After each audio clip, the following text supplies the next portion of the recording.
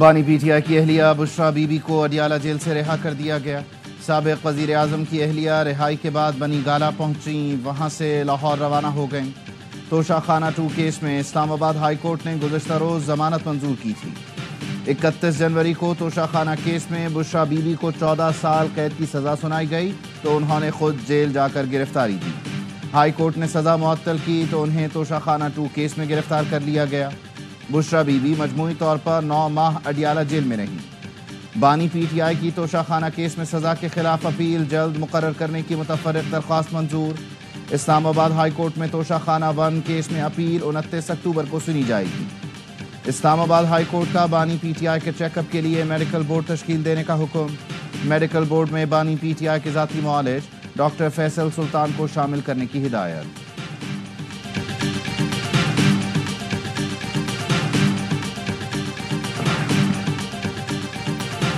Be be نے بہت دلیری کے ساتھ 9 مہینے جیل برداشت کیا ہے۔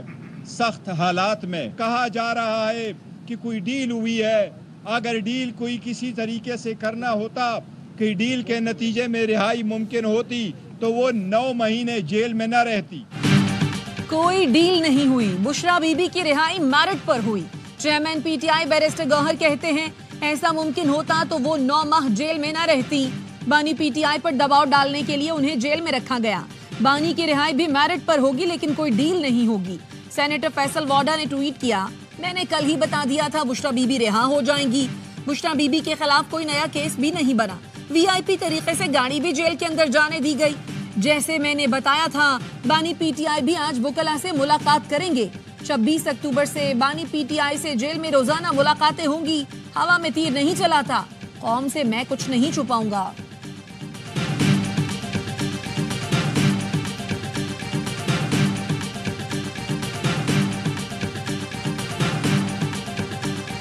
انہوں نے قوم کو اپنے حقوق کے لیے لڑنے کا پیغام دیا اور لیڈرشپ کو کہا آپ کو ورکرز کو فرنٹ سے لیڈ کرنا چاہیے اور پبلک کا جو سینٹیمنٹ ہے اس کو ساتھ آپ چلیں۔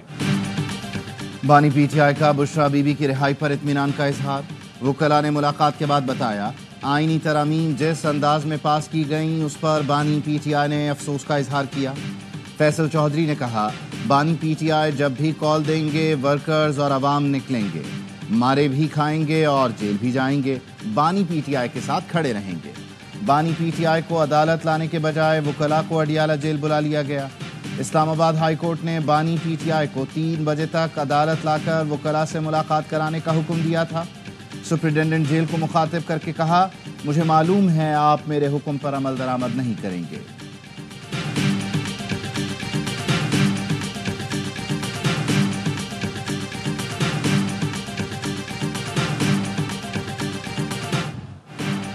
امریکی کانگریس کے 62 ارکان نے بانی پی ٹی آئی کی رہائی کے لیے صدر بائیڈن کو خط لکھ دیا۔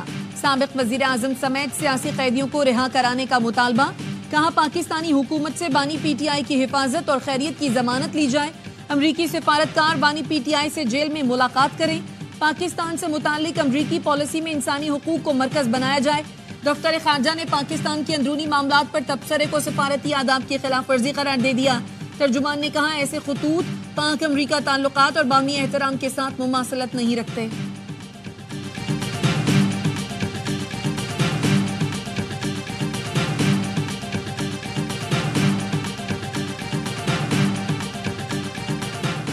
جسٹس منصور علی شاہ نے خصوصی بینچوں میں بیٹھنے سے پھر معذرت کر لی۔ چیف جسٹس قاضی فائز عیسیٰ کو ایک اور خط لکھ دیا، کہا پہلے بھی لکھا تھا ترمیمی آرڈیننس پر فل کورٹ بیٹھنے تک خصوصی بینچوں کا حصہ نہیں بنوں گا۔ خط میں سر تھامس مورے کا قول بھی نقل کیا، جب سیاستدان عوامی فرائض کی خاطر ضمیر کو ترک کر دیتے ہیں تو وہ ملک کی تباہی کے مختصر راستے پر رہنمائی کرتے ہیں۔ ہم اقتدار میں رہتے ہوئے اکثر بھول جاتے ہیں کہ لوگ ہمارے اعمال کو دیکھ رہے ہیں۔ تاریخ کبھی معاف نہیں کرتی۔ جسٹس منصور علی شاہ آج عمرے کے لیے روانہ ہوں گے۔ کل چیف جسٹس قاضی فائز عیسیٰ کے فل کورٹ ریفرنس میں شرکت نہیں کریں گے۔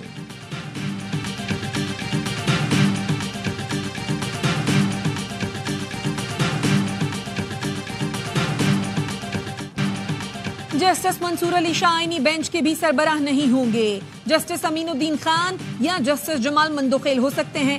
وزیر اعظم کے مشیر برائے سیاسی امور رانا ثنا کہتے ہیں जस्टिस मंसूर अली शाह का रास्ता रोकने में हुकूमत या किसी और का अमल दखल कम, पीटीआई का ज्यादा है। पीटीआई वालों ने वाज़े कहा हमारी बात हो गई है, अक्टूबर में जस्टिस मंसूर अली शाह आकर इनका बंदोबस्त करेंगे।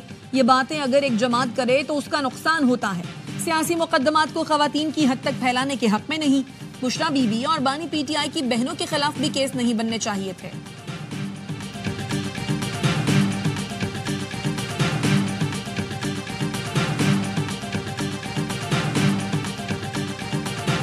मुझे नहीं मालूम था कि justice Mansoor Ali Shah chief justice नहीं बनेंगे। Chairman peoples party Bilawal Bhutto Zardari का बीबीसी को इंटरव्यू। कहा मौलाना और अपोजिशन के बगैर भी हमारे नंबर्स पूरे थे। हम अपनी मर्जी की आईनी तरमीम ला सकते थे, लेकिन मीसाक़े जमहूरियत का वादा पूरा करना था, इसीलिए जोर ज़बरदस्ती नहीं चाहते थे। आईनी तरमीम जैसा बड़ा काम किसी और चीफ जस्टिस की मौजूदगी में मुमकिन नहीं था। आईनी अदालत को जो इख्तियार देने थे वो आईनी बेंच को दे दिए। हुकूमत चाहती थी फौजी इमलाक पर हमला करने वालों का ट्रायल मिलिट्री कोर्ट में हो। लोगों ने काला सांप के तसव्वुर को मिलिट्री कोर्ट से जोड़ा। मिलिट्री कोर्ट से मुताल्लिक़ सुप्रीम कोर्ट ने आइन की तशरीह की। आर्टिकल 8 में सिर्फ एक लफ्ज़ की तरमीम करने जा रहे थे, जिसे काला सांप बना दिया गया।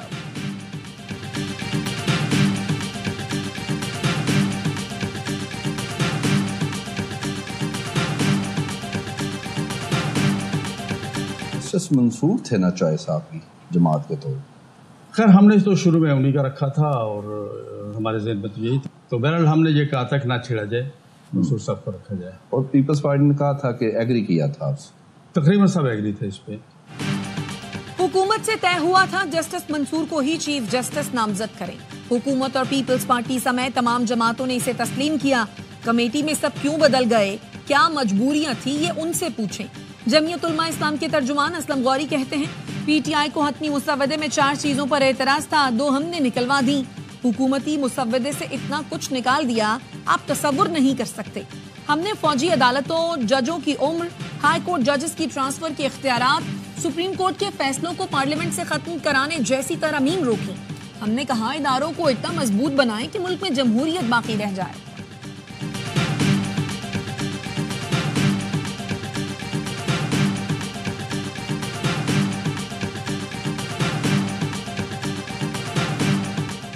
जुडिशल कमीशन आईनी बेंचों की तश्कील के लिए जजेस नामजद करेगा।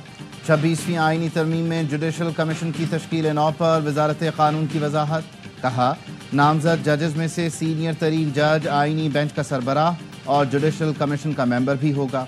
आईनी बेंच का सरबराह पहले ही कमीशन का रुकन हुआ तो अगला सीनियर जज मेंबर होगा।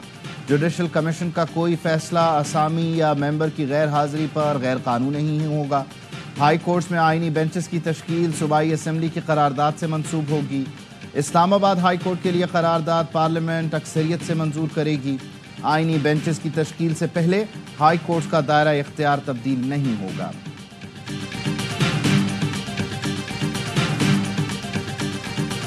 पाकिस्तान तहरीक इंसाफ के दोस्तों से शुरू से हम ये कह रहे थे कि वो किसी भी जाल में ना आए। पीटीआई के दोस्त बार बार मौलाना के साथ खड़े होकर ये बात कहते रहे कि हमें मौलाना की तजावीज़ से मुकम्मल इत्तेफाक है।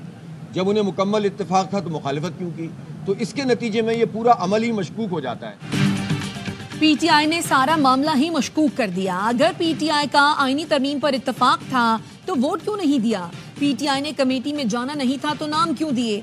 अमीर जमात इस्लामी हाफिज नईमुर रहमान कहते हैं लगता है आईनी तरमीम पर तहरीक इंसाफ वाले ट्रैप हुए। पीडीएम ने मुल्क के अदालती निजाम को तबाह कर दिया है। जमात इस्लामी 26वीं आईनी तरमीम के खिलाफ अदालत जाएगी।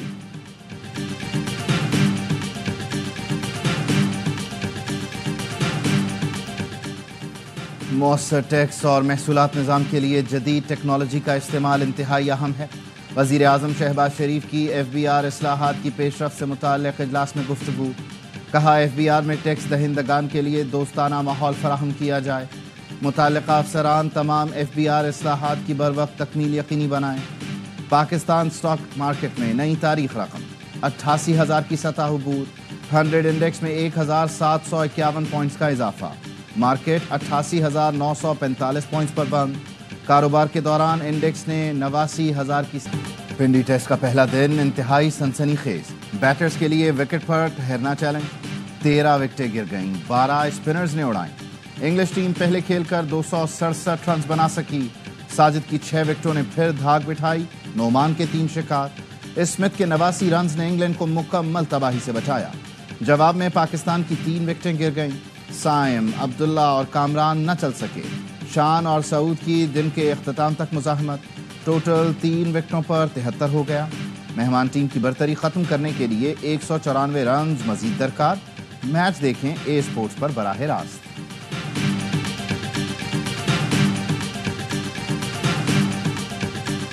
Islamic trade financing corporation Pakistan کو $3 ارب قرض دے گا. واشنگٹن میں وزیر خزانہ محمد اورنگزیب اور ITFC وفد میں ملاقات کے بعد اعلامیہ جاری.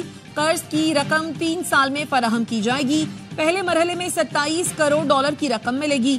وزیر خزانہ محمد اورنگزیب کہتے ہیں پاکستان پر مجموعی قرضے $258 ارب تک پہنچ چکے. معیشت میں قرضوں کا حصہ 69% ہو گیا ہے. تنخواہ دار طبقے کی مشکلات سے آگاہ ہیں. ان پر ٹیکسوں کا مزید بوجھ نہیں ڈال سکتے.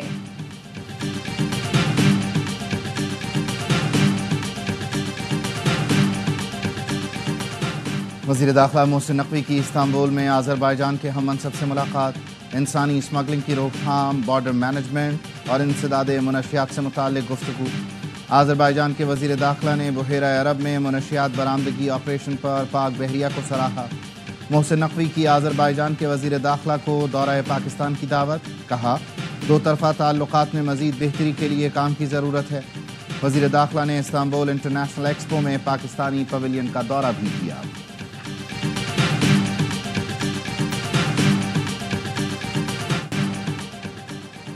ساتھ ہیں تو مضبوط ہیں. پاکستان میں خطے کی سب سے بڑی کثیر القومی فضائی مشق انڈسٹریل 2024 کا انعقاد. Army chief general Syed Asim Munir کا پاک فضائیہ کی آپریشنل ایئر بیس کا دورہ. ملٹی نیشنل ایکسرسائز کا مشاہدہ کیا. پاک فضائیہ کی جنگی تیاریوں اور جدت پسندی کے حصول کے لیے ہونے والی پیش رفت پر اطمینان کا اظہار. پاک فضائیہ کے اہلکاروں کے عزم کو سراہا. کہا آپریشنل کامیابی کے حصول کے لیے آپسی تعاون انتہائی ضروری ہے. ایئر بیس آمد پر سربراہ پاک فضائیہ ظہیر احمد بابر سدھو نے آرمی چیف کا استقبال کیا. اس موقع پر نیول چیف نوید اشرف بھی موجود تھے.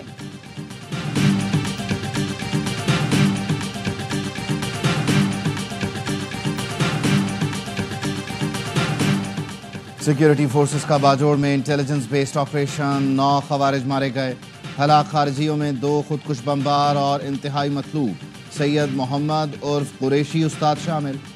ISPR کا کہنا ہے ہلاک خوارج سیکیورٹی فورسز پر حملوں اور بے گناہ شہریوں کے قتل میں ملوث تھے. وزیر اعظم شہباز شریف کی باجوڑ میں کامیاب آپریشن پر سیکیورٹی فورسز کے افسران اور جوانوں کی پذیرائی. دہشت گردی کے ملک سے مکمل خاتمے تک جنگ جاری رکھیں گے.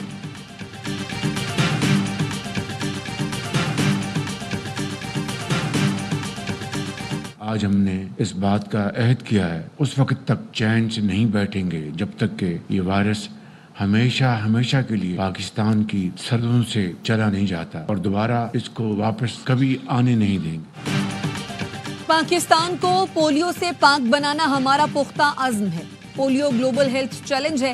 اس کے سدباب کے لیے مشترکہ کوششیں درکار ہیں. وزیر اعظم شہباز شریف کا پولیو سے آگہی کے دن پر تقریب سے خطاب. کہا پاکستان کے ہیروز نے انسداد پولیو مہم کے دوران اپنی جانوں کا نذرانہ دیا. قوم شہید پولیو ورکرز اور ان کے لواحقین کو سلام پیش کرتی ہے. پولیو کے مکمل خاتمے تک چین سے نہیں بیٹھیں گے.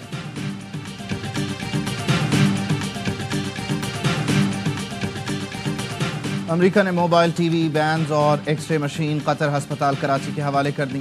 امریکی سفیر ڈونلڈ بلوم نے کہا اگلے سال قطر ہسپتال کو مزید 20 سے زائد ایکس رے مشین دیں گے. پاکستان میں پولیو کے خاتمے کے لیے ہر ممکن مدد فراہم کی جا رہی ہے. پولیو کا خاتمہ اہم چیلنج ہے. پاکستان میں پولیو کیس اب تک سامنے آ رہے ہیں. سیلاب سے متاثرہ علاقوں میں صحت سے متعلق کام کر رہے ہیں. پاکستان میں جاری منصوبوں میں شفافیت اولین ترجیح ہے.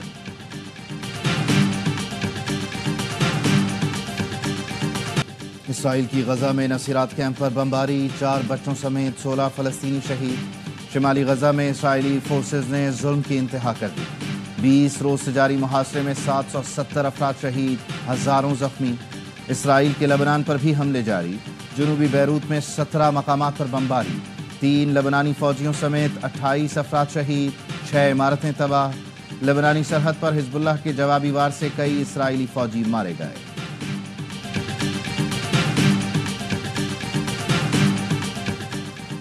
فلسطینیوں کے ساتھ تاریخی ناانصافی ہو رہی ہے.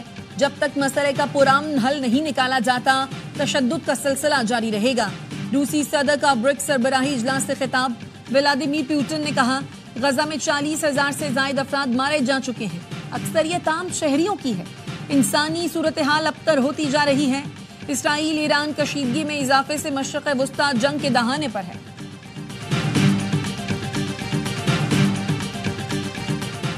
کراچی میں پولیس کا پنجاب بس اڈے کے قریب چھاپا. کباڑ کے گودام سے 1,000 سے زائد موٹر سائیکلوں کے مختلف پارٹس برآمد. 2 ملزمان گرفتار. پولیس کا کہنا ہے موٹر سائیکلیں شہر کے مختلف علاقوں سے چھینی گئی تھیں.